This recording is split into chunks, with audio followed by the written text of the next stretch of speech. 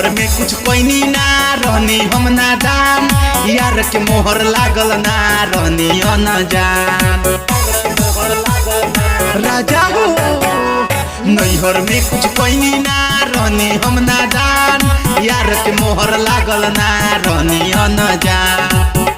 कबो केहू के ना कोरा में सुतैले बानी, सुतैले बानी। ए राजा जी अजल न गंगा नहैले बानी, ए सैया जी अजल न गंगा नहैले बानी। ए सैया जी अजल न गंगा नहैले बानी, नहैले बानी।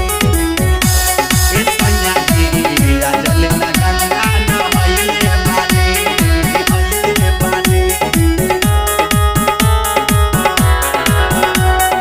ओमे के ना हई जवन बुझता रहम के, बानी हम फरेश झूठे लागता रबम के, बानी हम फरेश झूठे लागता रबम के।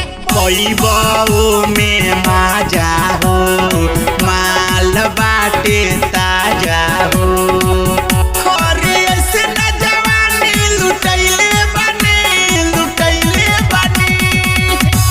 ए राजा जी अजल न गंगा नहैले बानी, ए सैया जी अजल न गंगा नहैले बानी।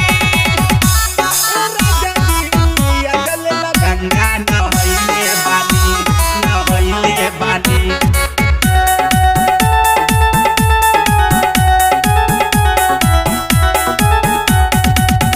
ए सैया जी अजल न गंगा नहैले बानी।